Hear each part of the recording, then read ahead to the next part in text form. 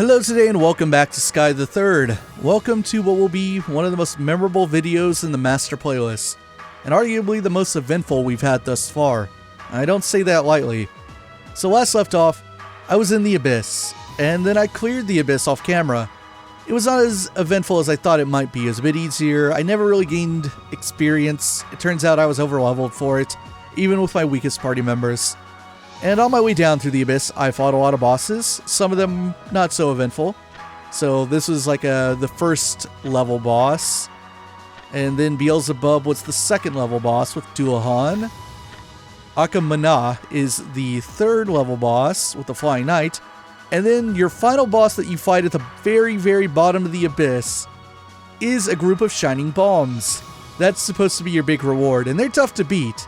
They are strong. They don't go down too easily, and they will give you a lot of experience. And Sepith, of course, usually they gave me the most experience, but it still wasn't that much. It was ultimately still a drop in the bucket.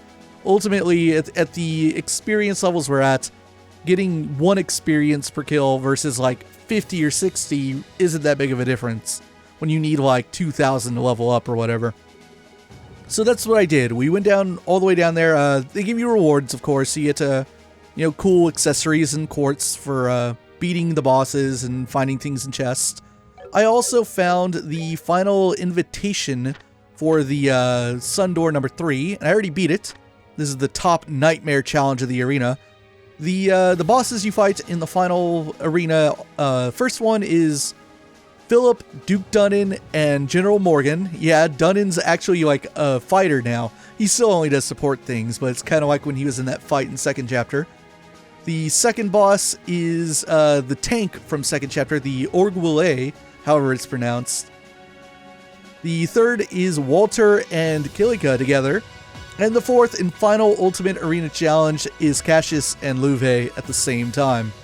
Now, there's no story importance, obviously. It's just challenges. And of course, those two bastards together is real hard. But I beat them, and we are done with Sun Doors forever. So also down there, at the very bottom of the Abyss, there is one other thing. And that brings us to what we're doing today.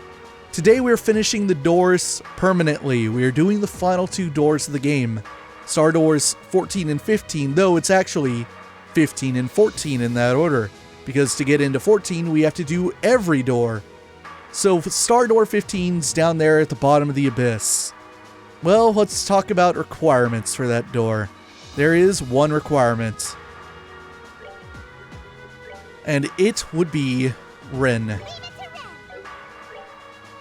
This is a video that I have, given what's going to happen in this video, the content that's going to be in it, I have been both dreading and anticipating greatly today, because this will be a video of 2 halves.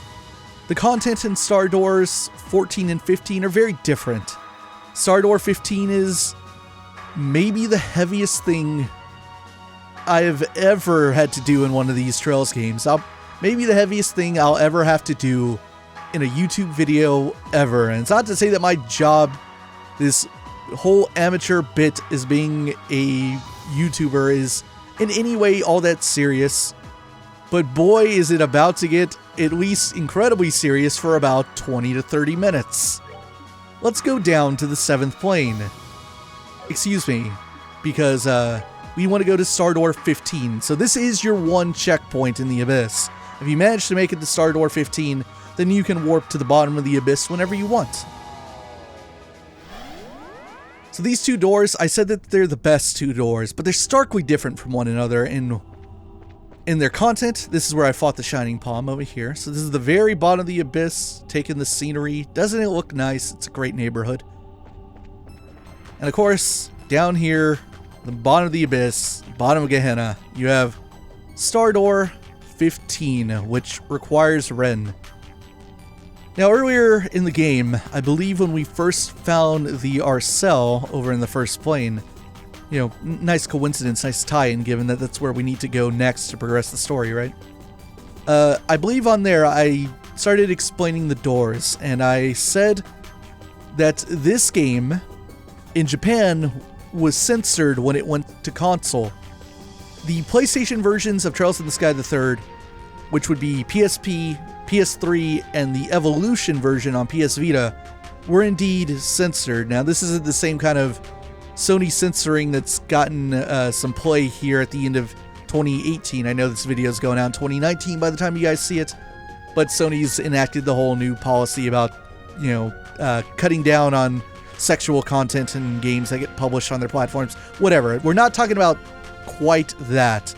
This is going back many years. Remember, like the Trails in the Sky III, I want to say PSP was probably the first version on PlayStation of this game. That's probably going back like, what, at least 8-9 years? I'm not entirely sure exactly what year it is. Future me, you can put in what year it was. But every version on PlayStation of this game has had this alteration to it. And the alteration is that the first half of this door is essentially removed, and the second half remains. Removing the first half of this door is so egregious that I don't even acknowledge the PlayStation versions of this game. Now, granted, through fan mods, I believe the English mod on the Vita version for Trails in the Sky, the Third Evolution, actually puts that text back in. There's no art for it, so it's like 10 minutes of a black screen with text boxes.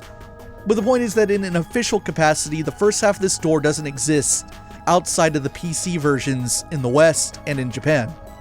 And the first half of this door is some of the best writing this series will ever have. And the subject matter is really serious. And that's why I've said I've kind of dreaded this door, but it's also one of the most important moments the series ever has. So let's open it up. Let's tackle Start Door 15. Bring to me the girl loved by the world's darkness. Only then shall the door open. So I believe when Rin left second chapter, when she flew away from Axis Pillar, Joshua said that when he and Luve found Rin, that despite all he'd been through, and at that point, of course, we already knew all of Joshua's past. We knew exactly what had happened at Hamel, what had happened to him, and what had happened to Karen. He said that even despite all that, that he thought when he and Luve found Rin, that Rin had it worse. And boy, was he not kidding. I wander indifferently in a place that exists beyond good and evil, beyond life and death. There is no fortune or misfortune, no happiness, no sadness. White and black tear into me. Heaven and earth torment me. I've been defiled. Where does it begin, and where does it end? I don't belong anywhere. I'm not going anywhere. But the world just keeps on turning around me. Paradise. Which number would you like today? 15. Certainly. You've been nominated, Ren. Be sure to treat our customer with care. This place was simply known as Paradise. No doubt the building itself had a proper name, but none of us were ever told it. Nor were we ever told exactly where in the land we were, or what we were doing here. Or indeed, how we ended up there to begin with. Morning. Morning, Ren.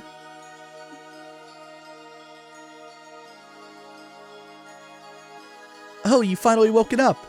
Hi, Cross. Welcome to Paradise, Ren. Welcome to Paradise. I'm going to have to go, Ren. I've got to go and work. Again? Yeah, it's fine, though. I'll be back before long. Be a good girl and wait here in the meantime, okay? Cross was always busy with work, and today was no different. What exactly he did and where he did it, I didn't know, but whatever it was clearly horrible. He wasn't the only one either. The other children were always going out to work too. But for some reason, no one ever called me. The other children became weaker and more emancipated by the day, and yet I spent my time eating delicious food and playing with dolls. I, and only I, was somehow special. Cross always referred to me as a princess.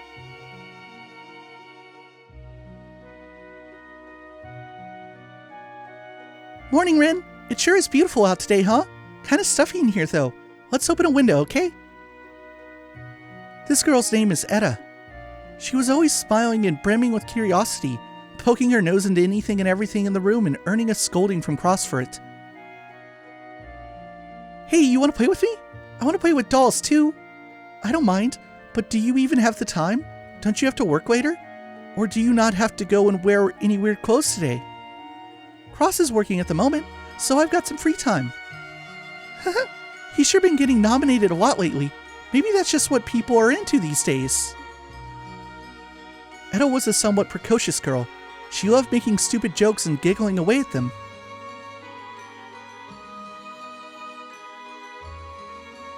Adhei, meanwhile, was more polite and mature. Perhaps that was why she was nominated by so many older men. Another thing that stood out about her was the way she never once acted like she hated her work. No matter the day, she always performed with skill and care. How come you never seem to hate your work, Addie? I thought it really hurt. I'm fine. It's nothing you need to worry about, Ren. There's a few tricks that make it really simple to manage once you know them. So don't worry about me. You just focus on being happy like you always are. Okay. That's a good girl. If you're happy, I'm happy.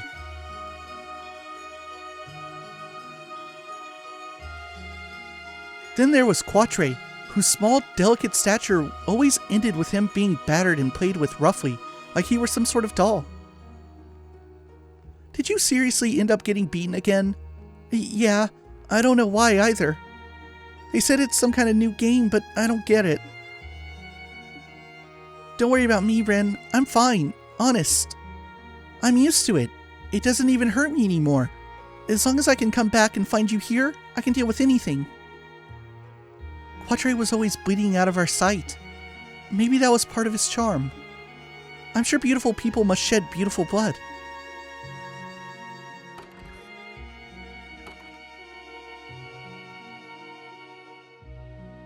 I'm back, Ren. Sorry that ended up taking longer than I thought it would. Then finally there was Cross. He was basically our leader.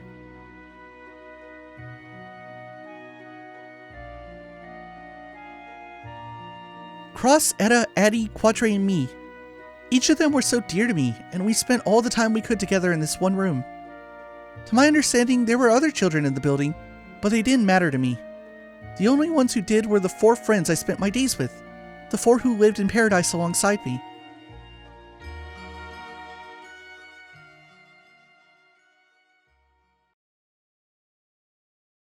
Princess. Hey, Cross, what happened to the others? How come it's just me and you in here now? What are you talking about, Ren? What others? It's always been just you and me in here. Really? Are you sure? I feel like there were more. Nope, there weren't. It's always been just you and me. It was only later when I realized it was Cross who had hidden the others from me. Whether that was so I didn't have to worry about them, or because things had gotten so bad he didn't even think I should see them, I don't know. But he always tried to keep my eyes covered from the harsh reality of what was going on around me, so I could keep living in blissful ignorance. Let me give you a useful tip, Ren. Always be sure to say, "It would be my pleasure." Saying that makes everyone smile. No matter what you have to do or what people do to you, always respond with, "It would be my pleasure." Funny how that works, right? After all, it's the customers you're pleasing, not you. Let me give you this one too then. I use this all the time. The best thing to do is try to imagine how your customer is feeling. Like, this must feel really good for them. They seem to love me doing this, sir. It's not enough to make you stop feeling pain, but it does stop you needing to worry about doing unpleasant things. Always try to think about what you can do to make the customer happy. That's key. Well, I suppose I should say something too. You should never cry and say you're sorry to a customer. Saying sorry just makes them want to hurt you more.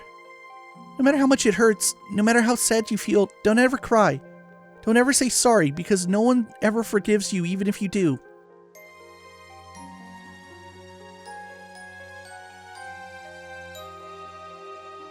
Thanks, everyone.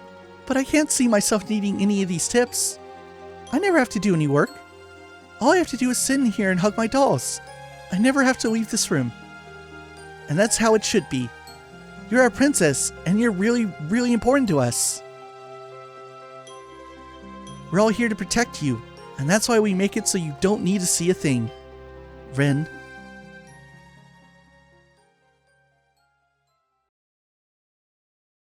Game.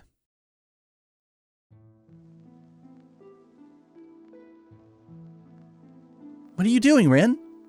I'm drawing. Look, this is a monster. The monster that's got us locked up in here. It's got golden eyes and black scales, and its mouth stained red with the blood of all the people it ate. The color of sin, huh? How lovely. Its stomach's gotta be white, though. Otherwise you wouldn't know which side was the front. That's very true. Where is everyone? Are they all out working? Rin. There are no others. There's only me and you here. Really? Are you sure? I don't know. I'm sure. From the very start, it's just been me and you. No others. Now let's draw together, shall we? Maybe we could draw a princess next. That'd be nice.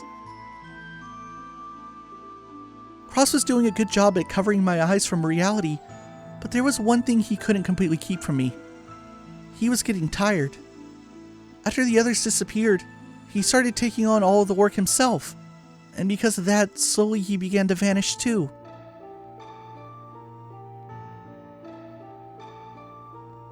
Let's clean you up, Ren. You're really dirty today. Thanks, you're always so kind. I'm sorry, Ren. If I wasn't so hopeless. I swore I'd protect you, and yet... What's wrong, Cross? You're not looking too good. It's nothing. I'm fine. Cross? I just told you that I'm fine. This is all your fault. Mine? Yours. Everything is your fault. You wasted no time in killing all the others. Why are you letting me live for so long? It's all your fault. Why haven't you killed me? It's all your fault. Why haven't you killed me? It's all your fault. Why haven't you killed me?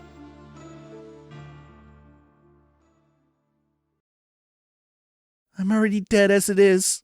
Why won't you kill me? Rin. Eventually my first job came. There was no one else to take it. There was no one else to go out of my place. That's why I had to do it myself. I had to step outside that room for the first time.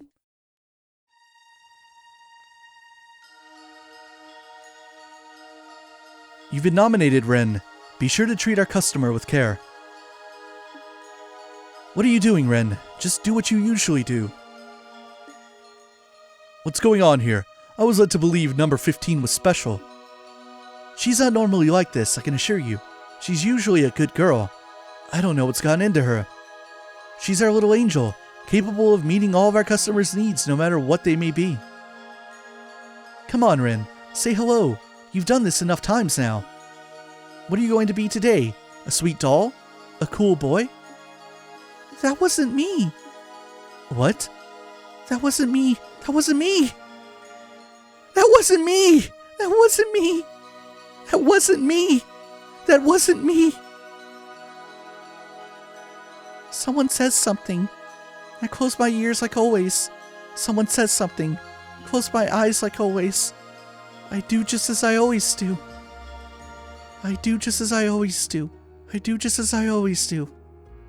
I do just as I always do. And go out to work.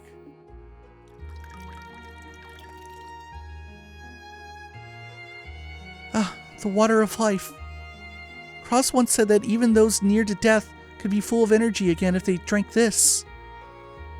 He said he was made to drink it all the time, and that its taste was sweet and syrupy. Drink up, Rin. I mixed quite a lot of syrup in today. Drink up nicely and slowly. That's it. That's it. Make sure not to spill any now. Drink up every last drop.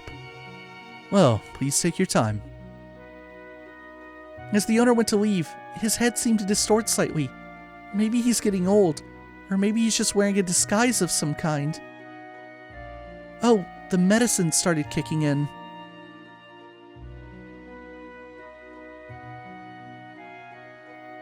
Well, Ren, why don't we sit and have a little chat together?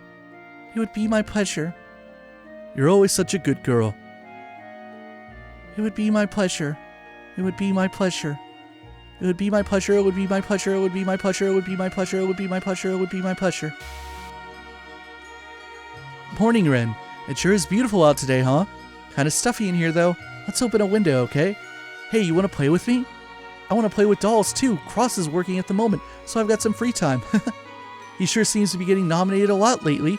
Maybe that's just what people are into these days. Let me give you a useful tip, Ren. Always be sure to say it would be my pleasure. Saying that makes everyone smile no matter what you have to do or what people do to you. Always say it would be my pleasure. Funny how that works, right? After all, it's the customers you're pleasing, not you. We're all here to protect you, and that's why we make it so you don't need to see a thing. Ren. I'm fine. It's nothing you need to worry about, Ren. There's a few tricks that make it really simple to manage once you know them. So don't worry about me. You just focus on being happy like you are. That's a good girl. If you're happy, I'm happy. Let me give you one too, then. I use this all the time. The best thing to do is try and imagine how your customer's feeling. Like this must feel really good for them. They seem to love me doing this, sir. It's not enough to make you stop feeling pain, but it does stop you needing to worry about doing unpleasant things. Always try to think about what you can do to make the customer happy. That's key. We're all here to protect you, and that's why we make it so you don't need to see a thing. Ren. Yeah, I don't know why either. They said it's some kind of new game, but I don't get it. Don't worry about me though, I'm fine. Honest, I'm used to it. It doesn't even hurt me anymore. As long as I can come back and find you here, I can deal with anything. Well, I suppose I should say something too. You should never cry and say you're sorry to a customer. Saying sorry just makes them want to hurt you more. No matter how much it hurts, no matter how sad you feel, don't ever cry. Don't ever say sorry, because no one ever forgives you even if you do. We're all here to protect you, and make it so you don't need to see a thing. So don't you worry. Ren. What are you doing, Ren? The color of sin, huh? How lovely. That's very true, Ren. There are no others. There's only me and you here. I'm sure from the very start. It's just been me and you. No others. Now let's draw together, shall we? I just told you that I'm fine. This is all your fault. This is all your fault. Everything is your fault. You wasted no time in killing all the others. Why are you letting me live for so long? It's all your fault. Why haven't you killed me? It's all your fault. Why haven't you killed me? It's all your fault. Why haven't you killed me? I'm already dead as it is. Why won't you kill me? Ren. All of them have gone.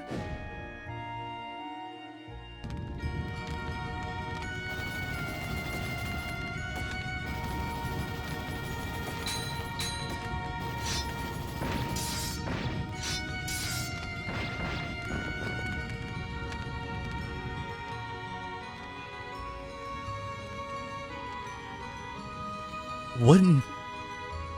Those subhuman monsters. Can people even keep living on like this? Can you even call someone in this state alive?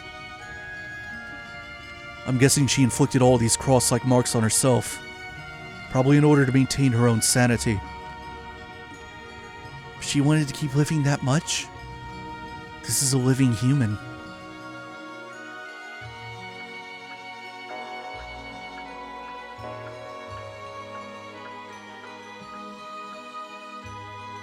I want to see what she's like when she's really alive, Louve. Can we take her into the society?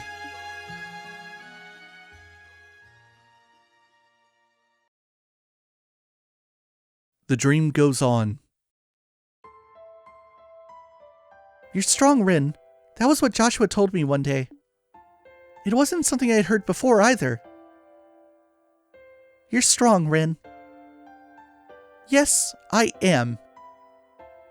I'm strong. I'm strong, I'm strong, I'm strong. I'm strong. I'm strong! As an enforcer candidate, Ren proved to be exceptionally capable. Then one day, Joshua disappeared. And the world just kept on turning. Just where has Joshua gone anyway? All he said was that he was going away to do a job and it was going to take a while. I wanted him to know that I've become a proper enforcer now. I wanted to introduce him to my real papa and mama too.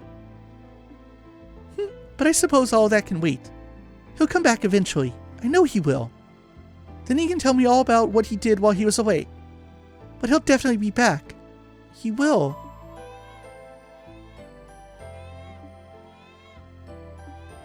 A baby? How sweet. He's so cute. A brand new life, clean and pure, untainted by anything. He's probably a good child. He'll be raised well and grow up to be a fine, respectable adult. Unlike me. That path was closed to me long ago. I hope you'll find happiness, nameless child. Why? He really is cute, isn't he? He looks just like his mother. There. That's a good boy. I still regret what happened to our last child, but it looks like the goddess didn't abandon us after all. Now. I thought we weren't going to talk about that anymore. We need to leave the past in the past. I suppose you're right. It's sad, but it's probably what she would want, too. There we go. Who's a good little baby? Rin, impure children. The past. What happened to our last child? Really? That was what I was? From the very beginning? From the day I was born, I was... Rin. Oh. Luve. As enforcers, we have the freedom to do whatever we want, whenever we want.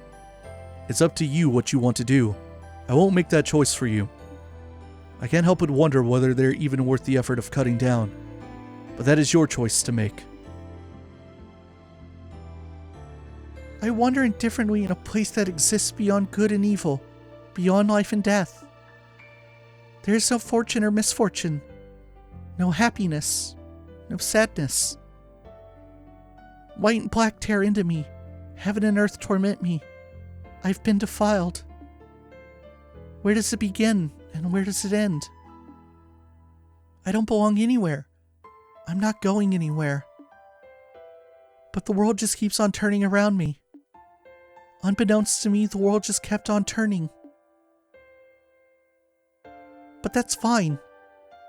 The world is always turning for my sake. That's why I've got nothing to feel sad about. I don't care about sub-silly imposters. They're not my real papa and mama. I have Potter Mater now.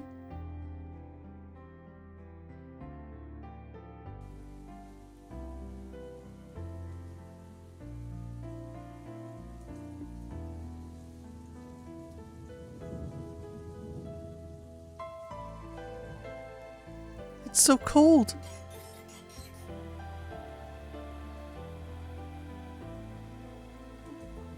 Thanks, Potter Mater.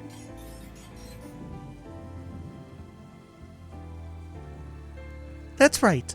I'm in the right. I'm in the right. I'm always happy. I'm always having fun. Because the world doesn't revolve around just you. And it won't always change just because you demand it. It should be obvious, because I really care about you, Ren. I won't lecture anymore. Ren, you answer how your heart tells you.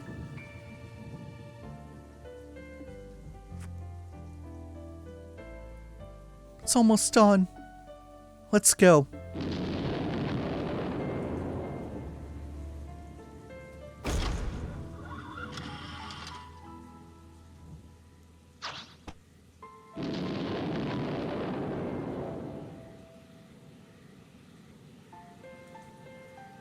We're going to Crossbell.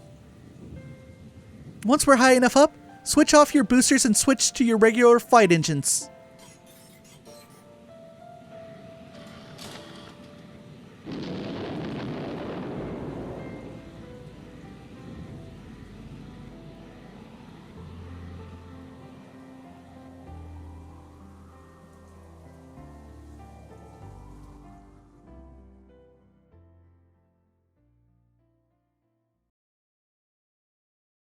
Side story Paradise finished.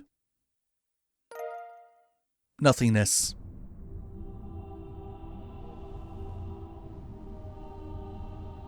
Whew. Well, I guess now comes the moment where I over-explain things that maybe should, be left unsaid. But this is a busy episode, so we gotta sit down and talk about it. So before Rin was taken in by Ouroboros, she lived in Paradise, a children's brothel, where she was a sex worker, and the other children that we spoke with were her forming a dissociative identity disorder. And they were the defense mechanism to protect her against what she did there. Now, I believe Joshua explained in second chapter that the society sometimes does things like what he and Louve did when they rescued her. That they bust smaller criminal organizations, sometimes absorbing parts of them into Ouroboros itself. Not to say that this was one of those cases that any part of Paradise got brought into Ouroboros, of course not. But this is something the society does. And in this instance, we don't know why or how, what led enforcers to the doorstep of Paradise, but we know that Joshua and Louve tore the place apart, seemingly killed the people running it, and took out Ren. I don't know if there were any other survivors. It doesn't appear that there were. But Ren survived. Ren was adopted by the society, eventually trained to be an enforcer, and I assume her matching up with Potter Mater in terms of compatibility, that Potter Mater door we did, led to her becoming enforcer number 15. So yeah, the first half of that door is gonzo in the PlayStation versions. In fact, it might be more than half. I'm not entirely sure where it stops and where it lets in terms of how much of it is in there and how much of it's cut. I'm not sure, but it must be tough to edit around that. It's serious subject matter, and I guess now is a good time to say two words to you. Shiny rock. We started this franchise helping a kid look for his shiny rock, and now we're sitting in the depths of hell with a character that worked at a children's brothel. This is the Trail series, and this is why, through even the slow moments of these games, this is why people like me keep coming back to them. That's a special moment in terms of how intense the writing is there. It takes some balls to write what Falcom did with this one, and it's one of the reasons why you don't skip Sky the Third. You do not skip it, never ever.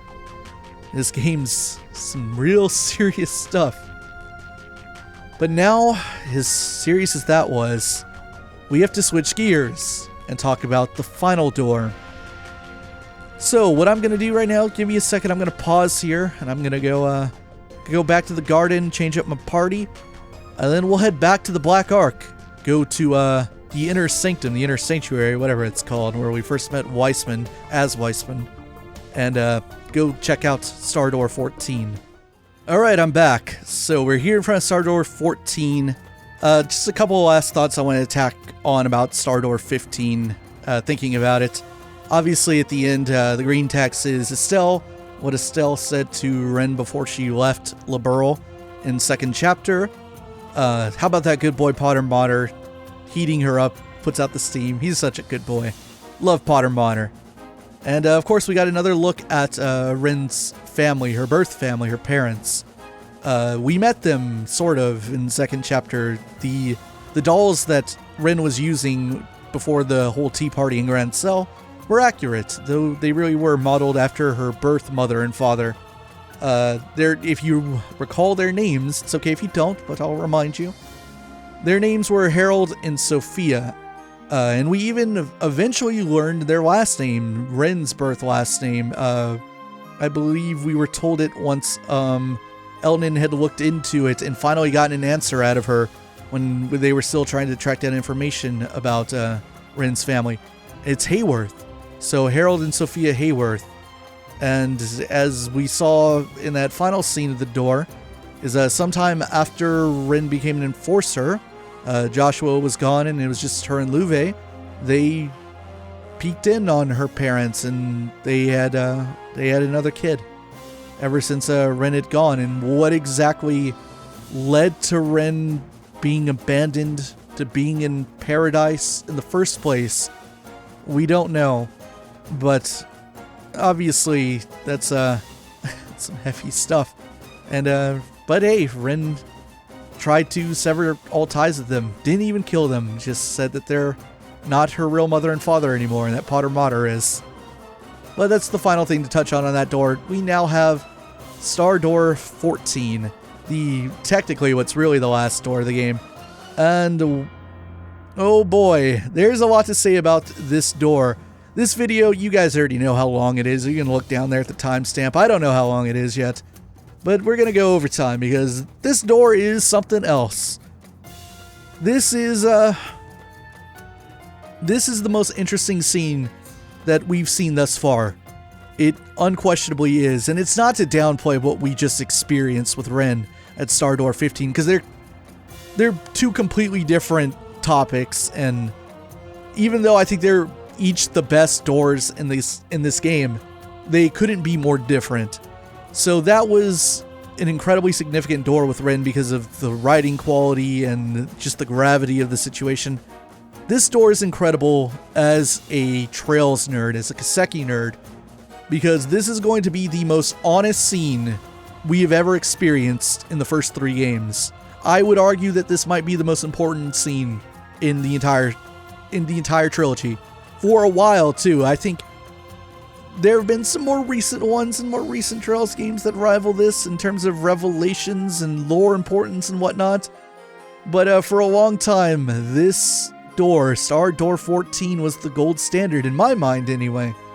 Because we're about to learn a whole lot about the Trails series, about Kiseki, about the Society of Ouroboros, and the future of this series that Falcom had planned over 10 years ago. Things that continue to play into the series today, with its most recent game and the games that are undoubtedly coming in the future. We're about to experience Star Door 14 finally. All is one, and one is all. All begins with one, and in the end it returns to one. Only when you have released all the other doors shall this door open. So last thing I want to say before we go in, and I know I'm building this up and I'm kind of like, teasing it now, but this is a really important thing I have to say. So in this door, in the scene we're going to experience, there are characters that don't have faces or names. They have titles, and they'll talk, but there's no voice acting besides myself, obviously, and there's no faces or names, so we don't know who these characters are. I mean, if you're playing blind up to this point in the series, you really shouldn't have an idea as to who almost any of them are. Now, I've, been a little further into the series than this, obviously, so maybe some of these characters, I do know who they are. Maybe some of them I don't. Maybe of those I don't, I have some suspicions as to who they might be. But what I'm going to do is, I'm going to, in my very poor attempts of voice acting, by now you're used to it, no matter how many games you've sat through with me up to this point, I'm going to give them their proper genders. And it's fair to do so. It's not spoilers for one particular reason. When this game was ported / halfway remade for Vita, Trails in the Sky, the Third Evolution, Sora no Kiseki, the Third Evolution, the Evolution versions come with full voice acting almost. Like every major cutscene and quest line, they all have voice acting, including this door. So all these nameless characters that we're about to see and interact with, they have voices in that version of the game that give away at least their gender identities. Not to mention, I believe this scene was first voiced, not in that version, not in the Evo version of Sky the Third, but in, I want to say, a drama CD. And this is really important because just knowing the genders of the people that are going to be talking in this door is like important stuff in terms of like forming theories as to who they could possibly be or the nature of these people, etc. But I will do my best to at least let you know that, hey, this person talking is a man, this one's a woman, etc. So that I will be giving away for free. It's fair that you know it. The Japanese audience would know it. It's fair that the English audience would know it as well. Let's go in.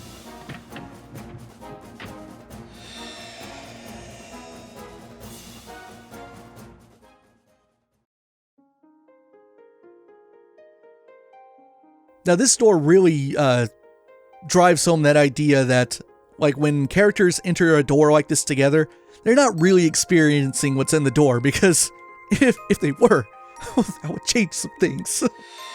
So I'm pretty sure, like, okay, maybe the characters do in terms of, like, their own personal door, but, it, like, for all intents and purposes, we know for sure that, like, Kevin, Ries, Sel Joshua are not witnessing what we're witnessing here. So, this is the end of second chapter. We have defeated Weissman. Liberarch's coming apart. I believe some of this might actually be the scene that's reused from second chapter. It might be the same identical cutscene. Now, the strange coincidence for me, as I sit down to play this today's date as I record this, because obviously this is well in advance in the future, or rather when this goes out, it's well in the future. But today's date for me is November 20th, 2018, which by pure coincidence is the same day the second chapter finale published on YouTube. So, kind of strange. That video where all this happens just went out like a few hours ago, and here I am re-experiencing it in Star Tour 14. So it's time to answer some lingering questions about the end of second chapter. Rest in peace, Liberarch.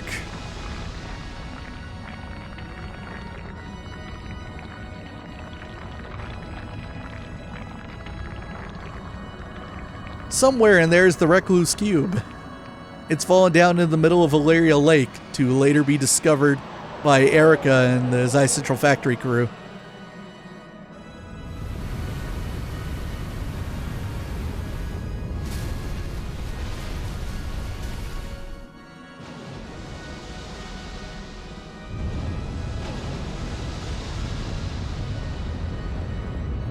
Falcom was really proud of themselves for having this animated in 2006. They're really showing it off. Alright, there goes the Arcel and the Bobcat. I think at this point, Sel and Joshua still had not been rescued just yet.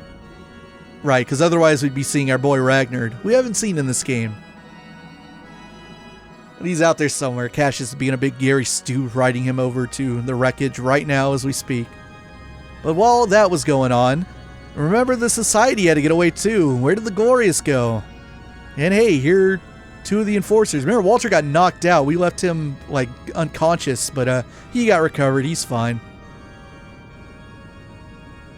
Hey, Blue Blanc. Don't just stand there. Say something. Why should I be the one to break the silence? Words have no meaning in the face of such a splendorous sight. All there is for us to do is to be overwhelmed and awed by the spectacle before us. Puh. The others still haven't come back either. Kinda crummy ending to this whole shtick, huh? Ren left the city and has since departed this region. Luciola is missing, but no good can come from us fretting for her safety. Oh, no worries on that front. Just think it'd be a waste for a woman like her to die so early. So you know, here's hoping she didn't lose her life for nothing. Huh, I quite agree. As for Louvet, I fear the odds of him making it out alive are non-existent. Yeah. Damn it. If I'd known this was gonna happen, I would have finally made him fight me. He was always finding excuses to get out of it. Well, unlike us, he had a clear and specific purpose for taking part in all of this. And it looks like he may well have been able to achieve it at that. Though he met his end, I have an inkling that he, at least, is satisfied by the ending to this story. Lit.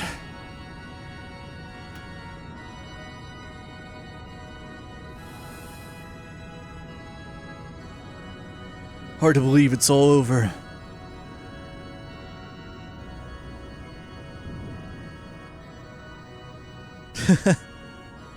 What? What's happening? I thought we were going to use that floating city to rule Liberl. Then we were going to use it to rule the whole continent. So why is this happening? This wasn't supposed to happen. Wait, did anyone ever actually say we were gonna do that? Or was I just thinking it on my own? I wasn't I? Ah! I hate my life. All I seem to do is just get humiliated by them and abused by Lord Campanella lately. And then to top it all off, this happens? Just what have we all been doing? Very clever that Falcom wrote those lines the way they did. Thought we were going to rule Liberl with that, but did anyone ever actually say it?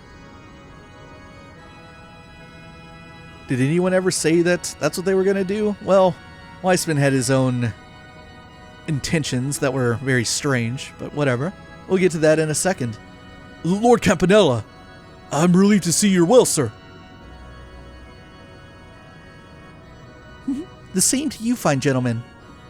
I'm thoroughly impressed with your work ethic. It takes guts to dedicate yourselves to your duty even at a time like this. You should see what's happening outside. It's a sight to see, you know. All the mirror in the world couldn't buy you tickets to see a show this incredible. You're not too late to check out the show if you head out now. Why not go take a peek? I won't tattle.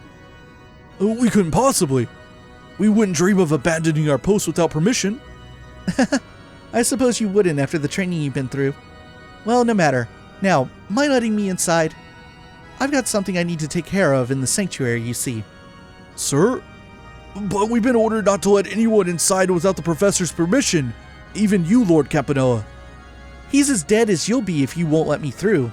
I don't think even I can get a dead man's permission now, can I? What? But that's just not possible. Oh dear. Is my word worth that little to you? I'm hurt. Maybe I should have a little fun with you like I always do with darling Gilbert. That might make you a little more inclined to have more faith in me. We weren't. We never once doubted your word, so you need not trouble yourself on our behalf. That's lovely to hear. Well then, why don't you go outside and watch the show like I suggested? You're under no obligation to guard this place now that the man who ordered you to do so is no more. Gladly, sir.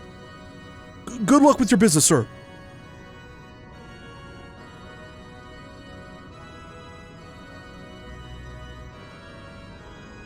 They may have served their purpose now, but it seems a terrible waste to steal their memories and toss them out like garbage. Maybe I should put them under my command.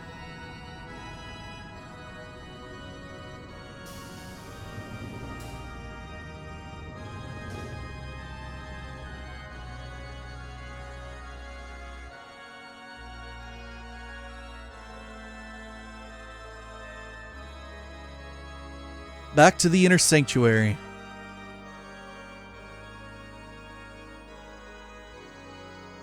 Even all the noise going on outside can't reach this far inside the ship by the looks of it. Just as well, I couldn't fulfill my role otherwise.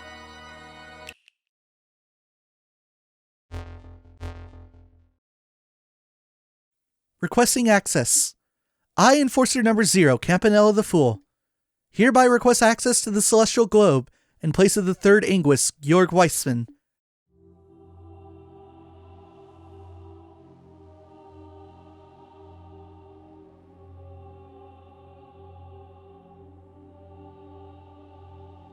Welcome to the Celestial Globe. We've been waiting for you. Already here, I see.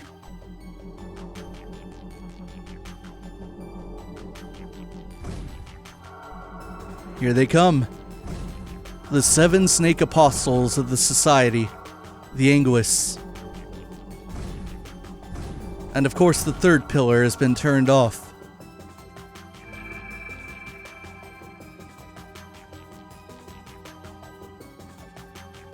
I certainly never envisioned that the Faceless would perish. Poor thing. All the trouble he caused his old friends finally caught up with him. So how exactly did he die? I'm simply dying to know. Oh, I wish you could have seen it.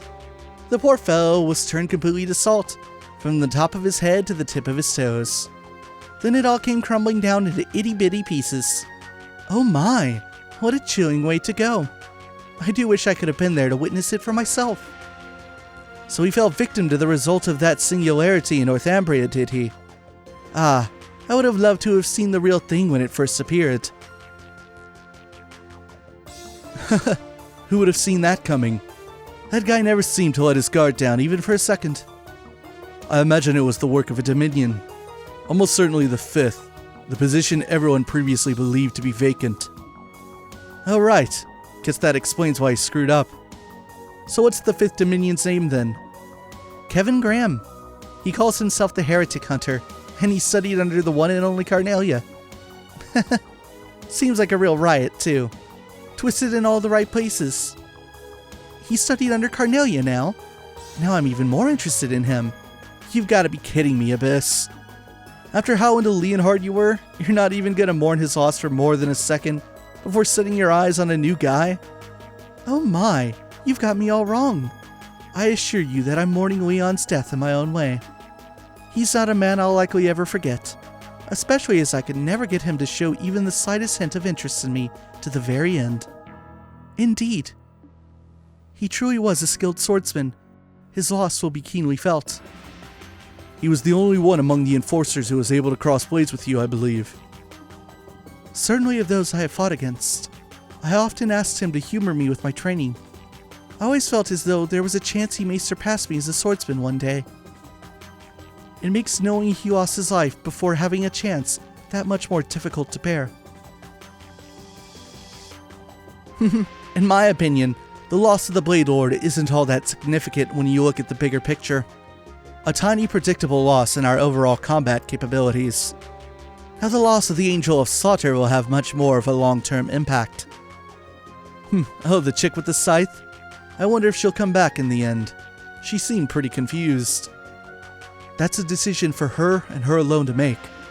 We may be above them in Ouroboros hierarchy, but that doesn't give us the right to order them around. That is the way of the society. But still, Professor, all of us here are well aware of the importance of the Gordius series. But this is a law decided by the Grand Master. Surely you are aware of what that means. You only need to look at Weissman's obsession with that black-haired boy to see what can come of being too fixated on someone. Indeed, that very obsession proved to be his undoing. Isn't that right, Campanella? You could definitely argue it was one of the factors that led to his failure, yes. Kevin seemed like he was trying to use it to his advantage, too. Alright, I'll drop the issue. But know that as long as the 13 factories are in my care, the Gordius series will be of unparalleled importance to me. The 6th Anguis, we now know, is undoubtedly Novartis. So I'll be keeping an eye on her from here on to observe how well the one she has is functioning. Certainly, we'll leave that to you. I believe we've talked for long enough.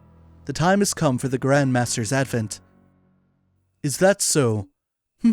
How thrilling.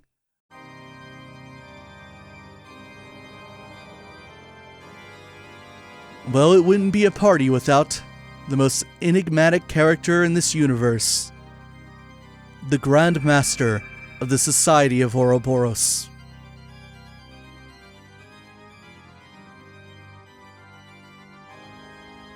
I see you have all gathered. Yes, Grand Master. With the exception of the 3rd Anguis, all are present and accounted for. Very good. You deserve my thanks for observing all that transpired as my representative, Campanella. I'm pleased to hear as much, Grand Master. I imagine you are already aware of what transpired during the Gospel Plan, even without me relaying the details. But allow me to fulfill my most important duty.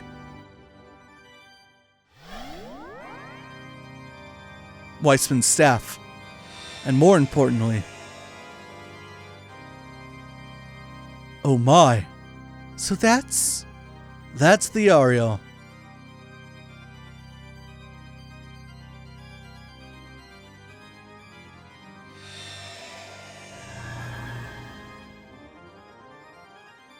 Thank you. If only the price we paid to obtain it weren't so great. Weissman, Leonhardt, to say nothing of the countless other sacrifices, both human and otherwise, that arose through this plan. I, and I alone, bear responsibility for each and every one of them. That is simply not true. Please do not place the burden of blame upon yourself. The Faceless alone was at fault for his death. But if anyone should take the blame, it's we Anguis, who chose to overlook his behavior rather than steer him back on the right track. No, I half expected that this is what would happen.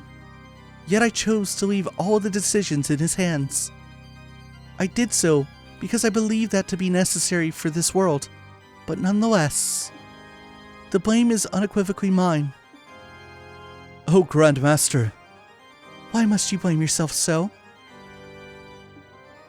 There will inevitably be a reaction to what has happened in time, but I imagine the Church will act regarding that. Let us leave the matter to them. As you wish.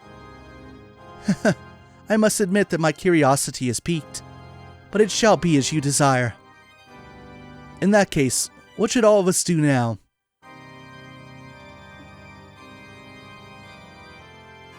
The bells in the west have rang, and the first pact applies no more. I hereby proclaim the completion of the first phase of the Orpheus final plan, the Gospel plan, and the initiation of its second phase, the Phantasmal Blaze plan. Very well. Leave everything to us. We, your loyal Anguis, in accordance with your wishes, shall now fully devote ourselves to the execution of your plan.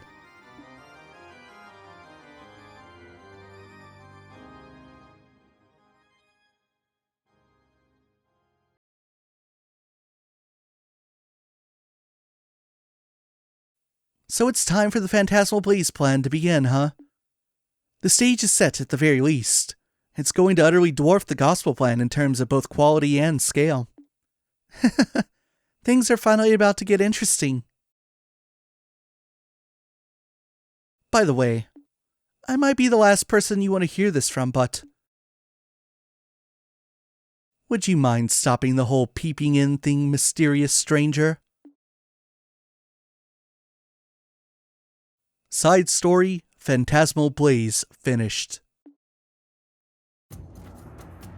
Well, we've done it. We have 100% completed all the doors, and we have seen maybe the most important scene in this entire arc. And just put the controller down. Let's do it. Let's talk. So, we were led to believe that the Ariel disappeared, but that was never the case. It wasn't the case at the end of second chapter. We saw what happened. When Campanelle showed up to recover his weapon, Weissman's weapon, which is a very special thing, if you recall, it was made from divergent laws, as was Louvet's sword, the Kernvitter. That was explained when Louvet and Weissman clashed in the finale of second chapter. But anyway, when Campanelle showed up, he recovered the staff. And it had a faint golden glow on it, because inside of it was the Ariel. So, we didn't win. You know, you're led to believe that everything went exactly as planned in the second chapter. We stopped Ouroboros. No, we didn't. Ouroboros won. They got what they wanted. They got the Ariel. The Ariel is in the hands of the Grandmaster. So that completes the first phase of the Orpheus final plan. Now what the hell is that? Boy, I wish I knew. It's been probably the biggest question around this series for over a decade. What is the Orpheus final plan? What is it that Ouroboros wants? What does it have to do with the Septarians? What are they trying to accomplish in Zemuria? No one knows. Not yet anyway. Not of the time of recording this. Certainly plenty of theories, plenty of viable theories even, but Falcom likes to keep you guessing, and this is the core of the entire Trails series, and why you should play the series in order to really understand the core plot.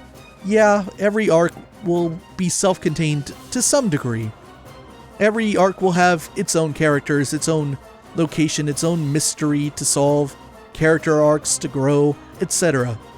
But at the end of the day, the reason that I really love the Trails series, it's certainly true for a lot of people, but it's the thing that makes it the most special to me, is that it has that long-term roadmap and that planning out of, oh, this is all connected. The Gospel Plan, the Liberl arc, was phase 1 of this Ouroboros Orpheus final plan.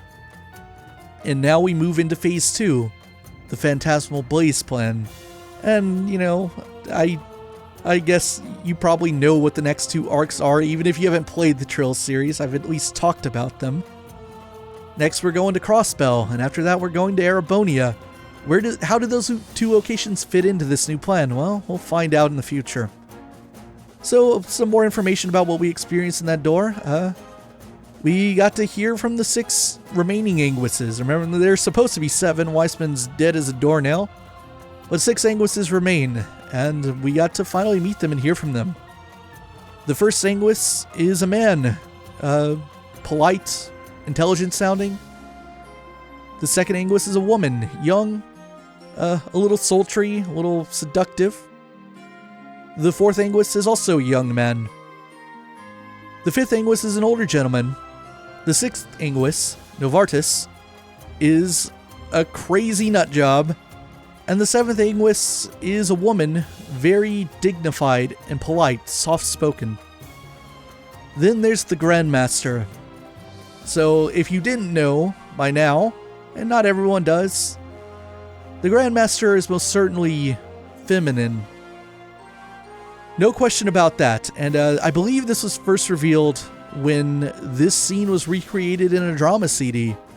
This entire meeting took place then, all voiced in a drama CD, the meeting in the Celestial Globe, and when the Grandmaster spoke, in Japanese of course, it was a woman's voice, and that was a big revelation. The Grandmaster appears to be a woman.